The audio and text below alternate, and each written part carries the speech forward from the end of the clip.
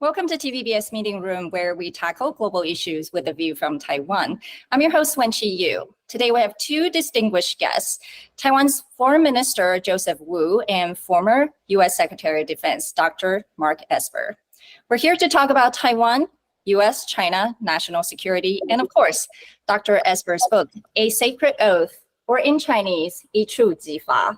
That's just published a few days ago by TVBS. It's available in all bookstores in Taiwan and can be ordered online from anywhere in the world. Welcome, Minister Wu and Secretary Esper. Thank you. Glad to be on your show. I believe you knew each other. Ni hao.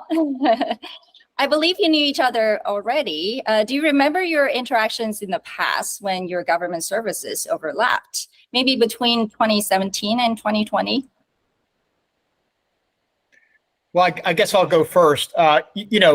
Minister Wu obviously worked in the Foreign Ministry and myself in the Department of Defense. And given the restrictions on U.S. policy with interactions, we frankly didn't have interactions during that time period, although we discovered later that we have a good many mutual friends in our respective spheres. And of course, I've been working on China-Taiwan policy since the mid-1990s. So my first visit to Taiwan was in the early 2000s. So my experience, my interaction with Taiwanese officials go back many years, but I was really pleased to for the first time meet Joseph Wu after my government service, and have the relationships continued since then and blossomed so that we can have really good discussions about current U.S. policy toward both China and Taiwan. Well, Mark was right that there were some restrictions over the Minister of Foreign Affairs from Taiwan to interact directly with senior officials in Washington, D.C. But there was a very rare chance for me in 2019 in the Ronald Reagan Defense Forum. And Mark was speaking on the stage, and I was sitting in the audience, and it was only a few meters away. And his speech was impressive, so impressive. He was talking about China and the challenges posed by China on the United States and also on the international community. And later I was interviewed by him, and he represented the McCain Institute. And I believe that that interview is still on YouTube. And later he came to Taiwan, and we had a wonderful face-to-face chat with each other. And also he called on the president and other very senior officials here in Taiwan. And he cares so much about Taiwan's defense situations, and we have learned quite a lot from him in that face-to-face discussions. Well, it says how difficult it is for senior officials to actually interact with each other between Taiwan and U.S. But thank you for, especially, Secretary Esper, for your willingness and trying in the past. And you were last in Taiwan about just a year ago. During your trip, you actually gave advice to President Tsai that Taiwan should dramatically increase Taiwan's defense budget and lengthen military conscription for at least 1 year for both men and women, and stockpile food and weapons. And last August, President Tsai announced a nearly 15% increase in the defense budget from 2022. In December, she also announced that starting in 2024, the 1-year mandatory military service will be reinstated. So it looks like she's heeded to your advice. Now, is Taiwan doing enough from your point of view? Well, let me first say thank you to Joseph Wu for his kind words. Taiwan and the Taiwanese people are blessed to have such a capable foreign minister. And so I just want to thank him for that.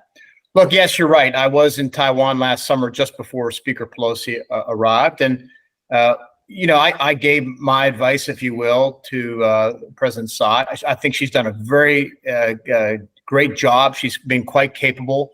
I think the decision to extend conscription up to a year was a courageous decision. But I wasn't the only voice. There are others out there who are saying the same things. I think my approach is to look at this from the lens of both Taipei and Washington. And Washington has made a commitment to Taiwan, going all the way back to the Taiwan Relations Act in 1979. And my view is, if you want to also move beyond an agreement that's embraced in law through policy, but also garner the full support of the American people, then I think Taiwan should do everything that it can as well to show that Taiwan and the Taiwanese people are committed to their own self-defense as well. And that includes doing things that require sacrifice. And sacrifice means, young people serving their military. That means increasing defense spending up to, pretty significant amount given the threats you face, and doing a number of other things that take bold political decisions. And that is what I was recommending, and what President Tsai and her cabinet have taken on, again, with great political courage. So I give her credit for what she's done. There's obviously more that can always be done in the United States as well, but I think we're on a much better path today. Now, I'm going to turn this to Minister Wu then, since this has become a more controversial issue. The KMT presidential candidate Hou You-yi just pledged to reverse the conscription length back to 4 months if he is elected. And once the cross-strait relations are stabilized, however, that's defined. So how has this conversation been going on in Taiwan? Well, I think Mayor Ho made that remark, but he knew that he's running into a lot of opposition from the Taiwanese people, and also some concerns from the international community, especially from the United States. He quickly readdressed his way of speaking about the conscription, and he put some serious conditions on shortening the conscripts. But I think from Taiwan's perspective, we have to be very realistic about the threat we have been receiving from the other side of the Taiwan Strait, especially the military threat. And if we want some other countries to give us necessary support, we cannot just sit idle and ask other countries to provide support to Taiwan. I have some friends who used to serve in the Defense Department, and they told me in a very frank way, we cannot help you more than you can help yourself, or you want to help yourself. If Taiwan is not willing to do any sacrifice, and at the same time, we are not entitled to ask any country to sacrifice for Taiwan. So that is something that is, we have to take it. And when China is increasing its military threat, we have to think about ways to increase our defense capabilities, and lengthening the conscript period is just one of them. So I think obviously Mayor Ho said that because there was clear support domestically for his position. And so now turning to Secretary Esper, would this be a concern to the United States should the mandatory military service be shortened again in Taiwan? Yes, absolutely, because it sends all the wrong signals to the United States and to Taiwan's other supporters around the world. I mean, what's inspired the United States to support Ukraine has been, first of all, the leadership of President Zelensky, and secondly, the willingness of the Ukrainian people, men and women, to pick up arms and fight for their country. And I think for Taiwan to go in the opposite direction would send the wrong signal, and it really questions the resolve of people in Taiwan. The American people ask themselves, well, why should I send our sons and daughters to fight if Taiwanese boys and girls won't fight for their own country? So again, I hate to speak in such stark terms, but that's how people view it. And I think Joseph Wu has just made the same statement, that you have to show that Taiwan is committed to its own defense as well. And I know these are tough decisions, and I know politicians tend to play toward what is popular. And I'm not taking a position in domestic politics. I'm just saying what I think the impact has on other countries that will support Taiwan. Look, we also looked at countries like Finland, who recently joined NATO, and we see a country that has mandatory conscription. 80% of young men serve. They attend military drills every year, and they're a much, much smaller country than Finland is compared to Russia, than Taiwan is to China. So we look to those countries and we get inspired, and it motivates the United States and other Western democracies to defend another fellow young democracy. So I think it's the signaling which is more important than anything else in this regard. Well, I think ultimately there's some voice in Taiwan that questions whether deterrence or a stronger defense is actually a better strategy for Taiwan. So this is a question to both of you, obviously. Is deterrence or a better relationship with Beijing safer for Taiwan? Maybe Yeah. Go ahead, Mark. Both. Right. I think a strong deterrent actually is a basis for a good relationship or a better relationship with China. Look, authoritarian regimes like China and Russia, they see weakness as they perceive it as a vulnerability to exploit. I think if Taiwan builds up its capabilities, its stockpiles, it commits more to defense, it builds up a stronger alliance network, if you will, which includes the United States, Japan, and others, then I think it gives it a better position at the negotiation table, or I should say in cross-strait relations with Beijing. And the two are not mutually exclusive. In fact, I would argue again that I think an enhanced deterrence capability built on a strong defense, built on a signal of resolve from Taipei and from the Taiwanese people, actually positions you better to have improved relations with Beijing, and certainly again with other allies and partners in the region. Mr. Wu? I agree absolutely. I think the policies being pursued by Taiwan have two basic elements. The first one is that we don't want to provoke China. And as you hear from President Tsai or other senior officials from Taiwan, we want to maintain the status quo across the Taiwan Strait, and we want to maintain peace and stability over the Taiwan Strait.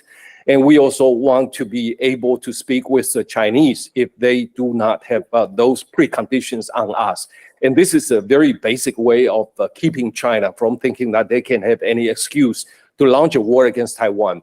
But on the other hand, I think the best and most effective way of preventing China from thinking that they can launch a war against Taiwan and they can take Taiwan over very quickly is that Taiwan has a very strong defense capabilities. And this is the direction President Tsai is heading.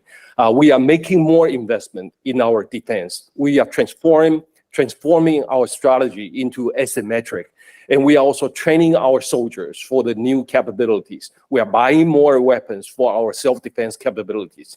And all these kinds of combinations is going to serve as a very strong deterrence against the Chinese ambition of launching a war against Taiwan. But at the same time, we are also seeing international players like the United States, Japan, and other major democracies are also taking precautions against the Chinese ambition in this area. For example, they continue to tell the Chinese that peace and stability over the Taiwan Strait is very important, and they continue to urge the Chinese not to engage in unilateral change of status quo across the Taiwan Strait.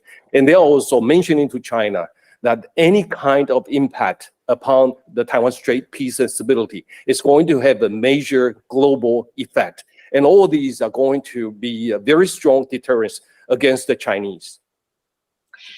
Well, thank you. I think there's a line between what is viewed as deterrence and provocation, right? So the question goes to Minister Wu again. Taiwan is the one to bear the consequences should Washington, D.C. is perceived by China to change its long-held Taiwan policy. So how does Taiwan balance this delicate relationship? Well, on one hand, you need strong support, defense, obviously, but on the other, you don't want to be viewed as you're provoking Beijing. So how do you balance these two? Well, this is not easy, but I think President Tsai has been doing a great job in balancing all different kinds of considerations. For not provoking China, we understand that there are things that we need to be very careful, especially when it comes to the status quo across the Taiwan Strait. And there's a very serious commitment by President Tsai and the Tsai administration on maintaining the status quo, safeguarding the status quo. And this policy has won the admiration and appreciation from our friends around the world, especially the United States. But on the other hand, we also need to think about the Chinese motivations and their objectives over Taiwan. They are hoping to be able to crush Taiwan without the actual use of force, or they want to overwhelm Taiwan when they launch war against Taiwan. So they don't want Taiwan to have any friends. They don't want Taiwan to arm itself, and they don't want Taiwan to be active on the international stage. But for Taiwan, when China is trying to isolate Taiwan, the necessary thing is for Taiwan to build our friendship with the international community. And in the last few years, because we have been speaking with the international community about the situation over the Taiwan Strait, we are getting more support from the United States, getting more support from European countries, from Canada, from Australia, and from Japan. And all these are very important elements of deterrence against China. But at the same time, these should not be considered as provocation, because these are just building friendship. Well, I think Minister Wu said a very important sentence, which is status quo, which is a popular, I would say, language by all sides, right? However, I mean, this is a question for Dr. Esper. You've said that the U.S. should not be self-deterred and that Washington, D.C. should review its one China policy and strategic ambiguity policy toward Taiwan. Is that a change of status quo? And do you really think China will not make a move toward Taiwan with those changes?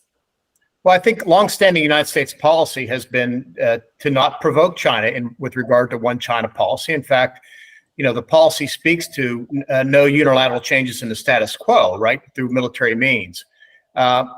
But the status quo, frankly, has changed, and Beijing has changed it. And so when I speak to the need to review the one China policy and to remove strategic ambiguity, it's because of what Beijing has done over the past 40 years, or at least certainly since the Taiwan Relations Act was passed in 1979.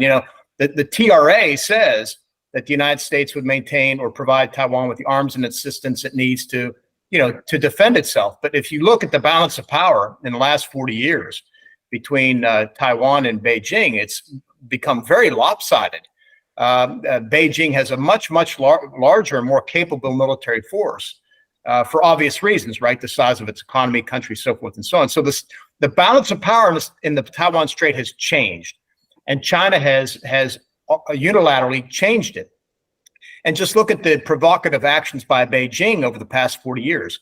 I mean, just last week you had dozens of crossings of the median line by Chinese military aircraft.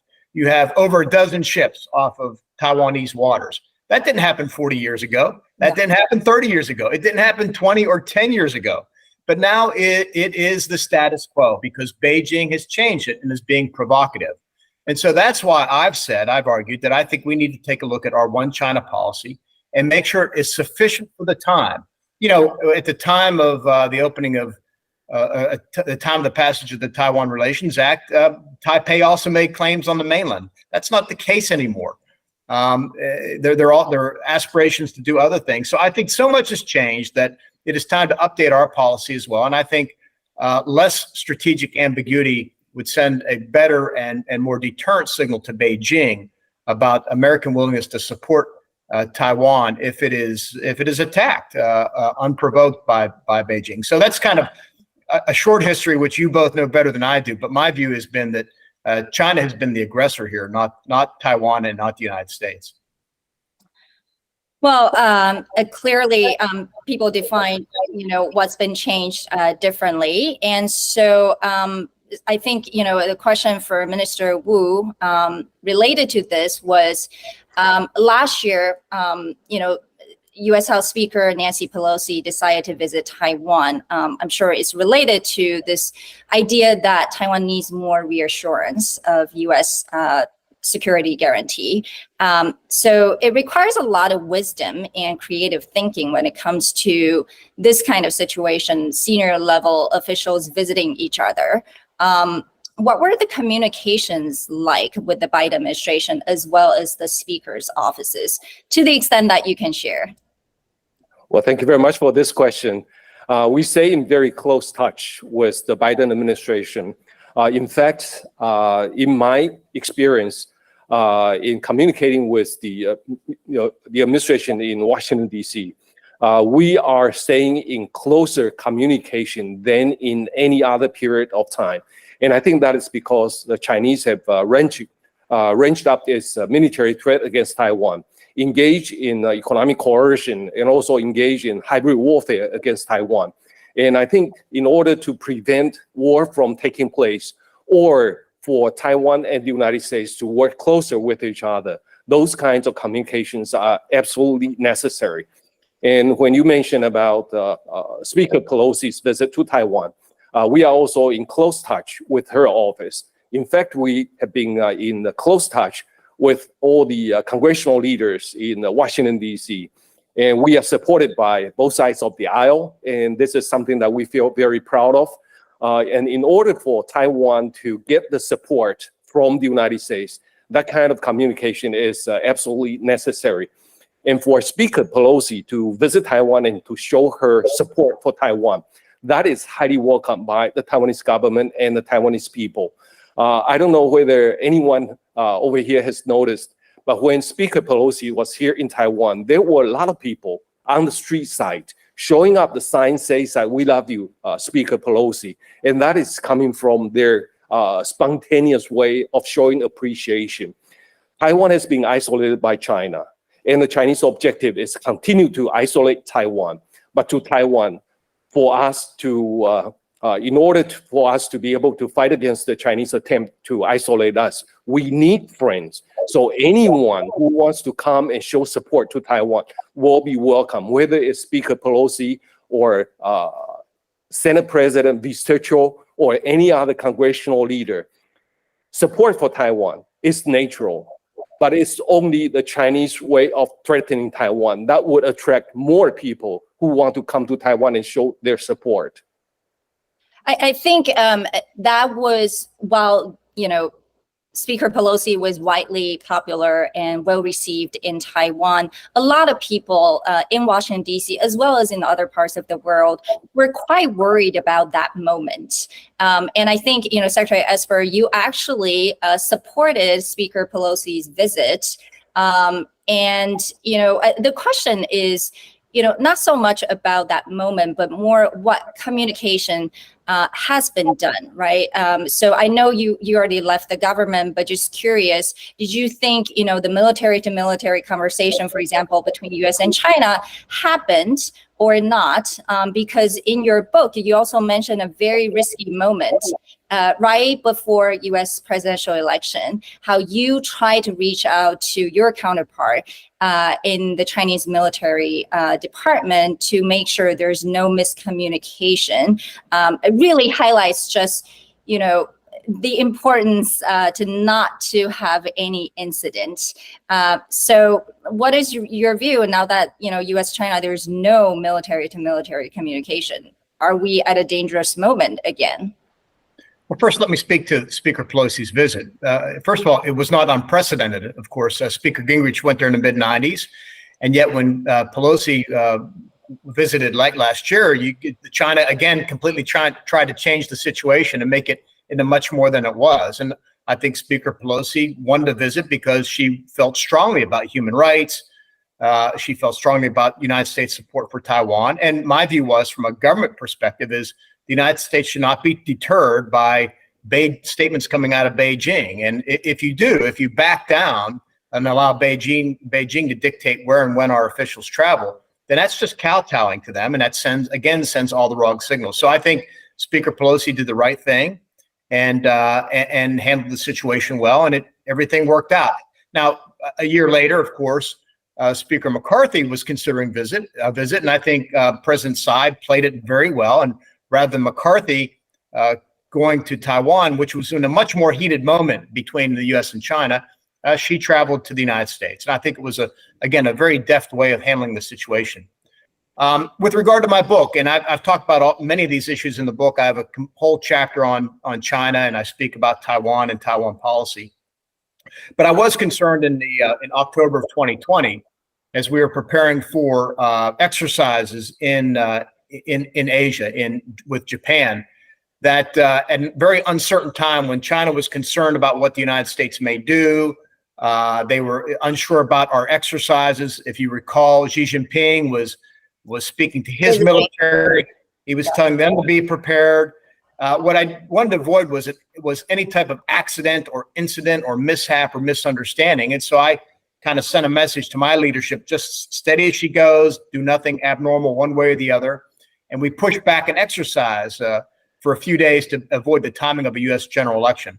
I had a good relationship, I thought, with the Chinese defense minister at the time. I worked to meet with him every quarter or so to discuss issues in person or by Zoom like this. because I thought it was important to have a communication line to understand one another. And I still believe that to be the case. Here we are, though, in 2023, and Secretary of Defense Austin has not spoken for quite some time with his counterpart. I think part of it is Chinese posturing. There are problems with the United States sanctioning in general. On one hand, problems going back to the balloon incident, other issues. And I think this is more China kind of playing politics between Washington and Beijing. I do think there needs to be a relationship between the two. I think communications are important. That said, I would not be going back and forth with Beijing, begging, pleading, if you will, for I'm not saying that we're doing this, but it could come across that we're so desperate to have a meeting that it conveys weakness. And that's something you cannot do with Beijing. So I think we need to keep working on it, rebuild the lines of communication, because I think those are important. Well, let me say a few words in addition to what Mark just said. I think he's absolutely right. In addition, I think we also need to look at Beijing's strategy. I think Beijing's strategy, especially over Taiwan, is that they want to say that this is provocative and that is provocative, and you cannot do this and you cannot do that. And if we accept what Beijing has been saying to Taiwan, I think Taiwan might as well surrender. But that's not going to happen. I think the right thing for all of us to do is when we think that something is right, we need to continue to do it. And we cannot let Beijing dictate our terms, like how Taiwan make friends or how Taiwan is building up its defense capabilities. Again, I'll further that and by saying what Beijing's been doing the last year, at least since Pelosi's visit, with increased crossings of the median line, warships off the waters of Taiwan. All they're doing is slicing away at the standards, at the bars by which we protect and Taiwan safeguards its sovereignty. I think the United States and its friends in the region should match that, should challenge the Taiwan with our own deployments, our own exercises, our own increased training, so that the Chinese realize that the more they pick this up, the more we will assist and not back down. And I don't think we've sent a strong enough signal to Beijing when it comes to those types of actions on our part. Agree, and I think I might want to say a few more words than what Mark just commented. Beijing has been trying to change the status quo unilaterally over the Taiwan Strait. They've been flying over the median line of the Taiwan Strait, which has been safeguarding the status quo and peace and stability over the last few decades. And it's not just the Taiwan Strait. Beijing has also been trying to change the status quo over the East China Sea and the South China Sea. And Beijing has also been trying to change the status quo in the Pacific. And Beijing has also been trying to set up its ports for future naval operations along the Indian Ocean. And I think that requires our attention. And for us to be able to deal with that, I think all democracies need to work with each other to prevent Beijing from changing unilaterally changing the status quo in different parts of the world. Well, it's good to see that Taiwan is working closely with the U.S. and some other allies to strengthen the defense. But diversification of strategy is also important. So this is for Minister Wu. Is Taiwan having other hedging strategies? We've been trying to build up friendship with many other democracies. And I should say that our relations with major democracies have been improving tremendously in the last couple of years. You were just in Europe, right? You were just in Europe a few weeks ago. That's right. I was just in Europe. Our relations with major European countries, with the UK, with Canada, with Australia, with Japan, have also been tremendously improving. And if you listen to the statements coming out of these capitals or their summits, G7 summits, or all kinds of 2+2 meetings, they all come up with a standard phrase that it is very important to maintain peace and stability over the Taiwan Strait. And they also oppose unilateral change of status quo over the Taiwan Strait. And they recently been saying that peace and stability over the Taiwan Strait is a very important matter to the global security and prosperity. And I think this is very important to look at Taiwan's strategic position. Taiwan is a major democracy, and it's also a powerhouse for semiconductor production. And this is also a major international shipping route through Taiwan Strait. And if all these are being disrupted, I think it's going to have a major impact upon the global community. And because of this repeated explanation to the members of the democracies, now I think there's a common understanding that rendering friendship and support to Taiwan is a good thing. And we are hearing all these kinds of support now. Well, I think I'm glad that you mentioned Taiwan's semiconductor industry, because I think, Taiwan's strategic importance is more than defense and security, or defense in another way. And so, however, it has become a double-edged sword for Taiwan's leading chip manufacturing companies. That's why we're seeing TSMC, investing in Arizona in the United States. That's also become a debate domestically in Taiwan. So I guess the question is diversification of semiconductor manufacturing safer or better for Taiwan? Well, from our perspective, Taiwan has built this cluster or ecosystem of semiconductor industry in the last 4 decades. And now this is where we are. We produce about 60% of the global total output of semiconductor chips and about 92% of the most advanced semiconductor chips. And this is the kinds of situation that it's very hard for any one country to replace.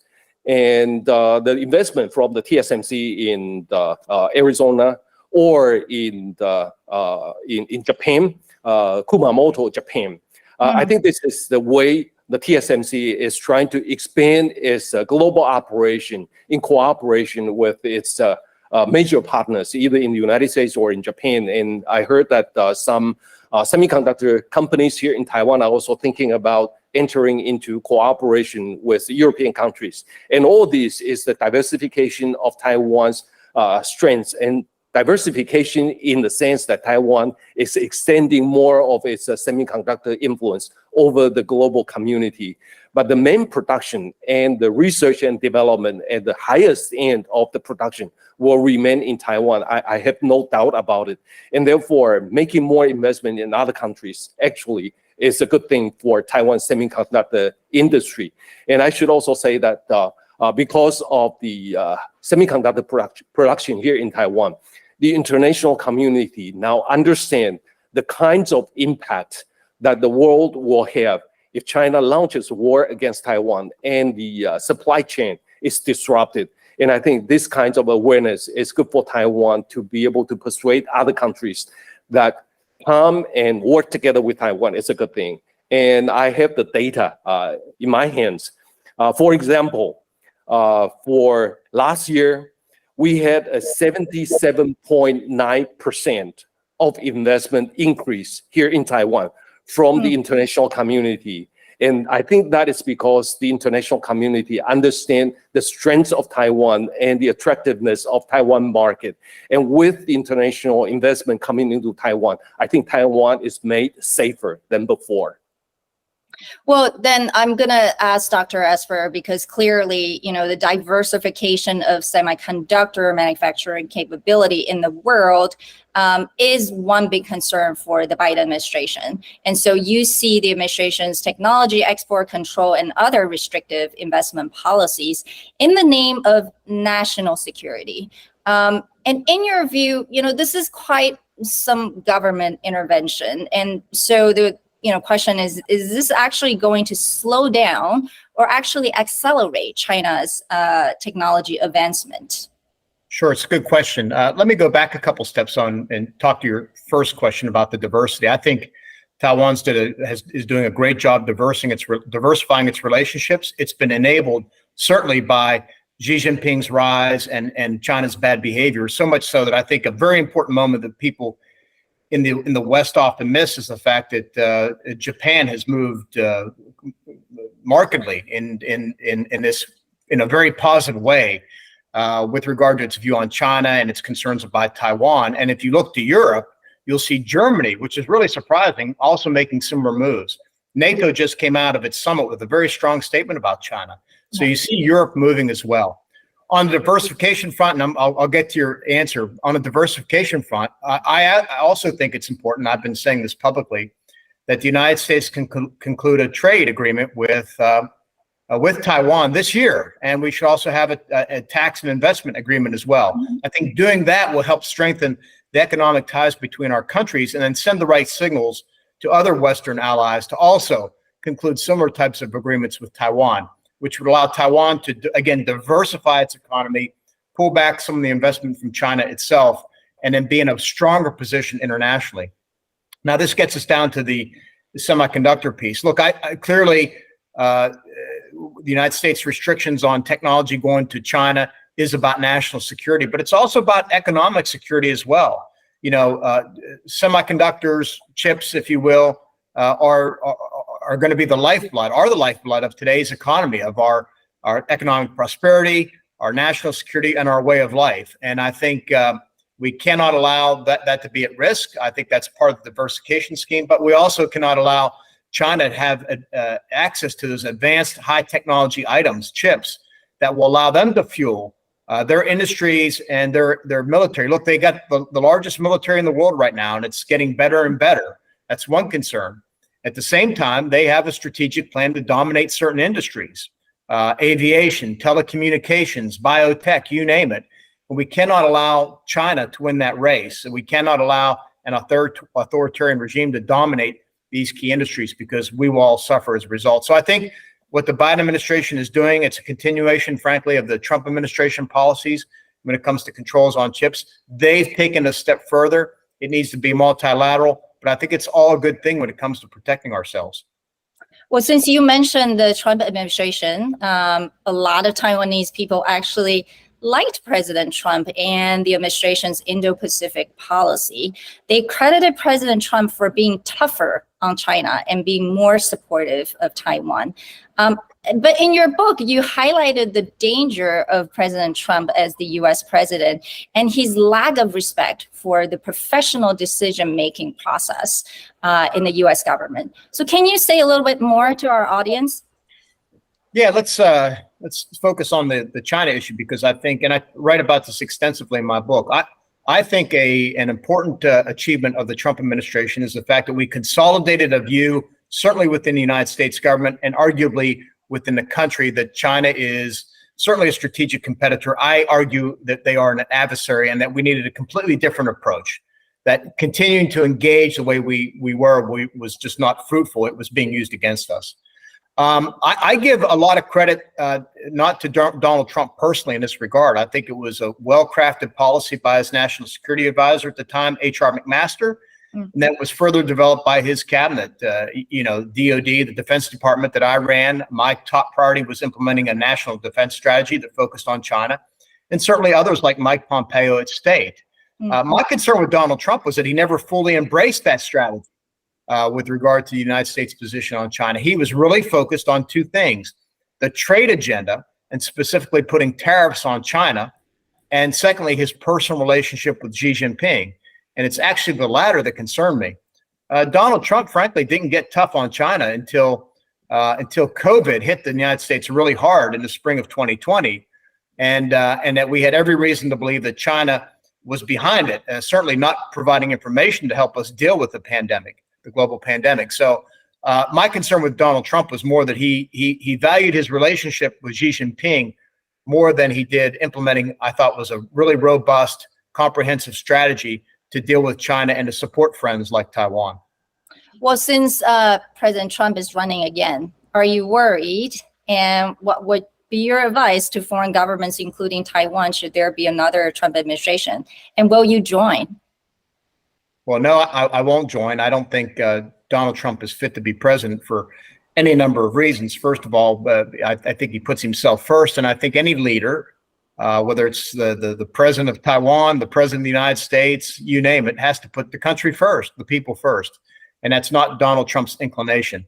In this case, you know, I don't think Donald Trump values alliances and partnerships the way myself and other traditional Republicans, and I describe myself as a Reagan Republican. Ronald Reagan believed strongly in allies and partners and defending democracy and human rights. That's not where Donald Trump comes from. So my concern would be that in a second administration, Trump administration, after learning lessons in his first go around, that he would ultimately work to pull ourselves out of NATO, pull U.S. forces out of Korea or Japan, and maybe weaken the relationship with Taiwan. All those things would be bad, certainly for Taiwan, but also for the United States national security and for international stability writ large. Well, then, so the last question would be for Minister Wu. So, it wasn't easy to deal with any government with such uncertainty. So how did Taiwan actually evaluate and manage that relationship, especially towards the end of the Trump administration? And should there be another Trump administration, what would be Taiwan's sort of contingency plan or strategy? Well, we did not work with President Trump directly, except for that phone call before he took office. And of course, that was the initial contact. But when President Trump was in office, we worked primarily with those officials in the administration, in the Defense Department, in the State Department, and also in the National Security Council. And all these very nice and very helpful officials helped elevate Taiwan's relations with the United States. So we owe a lot to those officials who served in the Trump administration. And our relations with the United States is that we try to build friendship with both parties. And on the Capitol Hill, we got tremendous support from both sides of the aisle. In fact, the visiting congressmen continue to tell us that the United States is being seriously divided, especially in the Congress. But when it comes to Taiwan, they are united. So we are very happy to work with both parties on the Capitol Hill. And in the administration, we have a long relationship with the White House, the National Security Council, the Defense Department, and the State Department. And no matter who is in office, even though they might have a different style, and I think the support will remain the same. And we are confident that no matter who is becoming the new president of the United States, we will continue to enjoy very solid relations with the United States. Well, I think same reason why, Dr. Esper is still very much involved in Taiwan-related issues, even though he's left the government. So thank you, Minister Wu and Dr. Esper, for speaking to TVBS Meeting Room. We hope to promote better understanding between U.S. and Taiwan, and starting with Dr. Esper's book, 一触即发. Thank you and take care. Thank you. Thank you.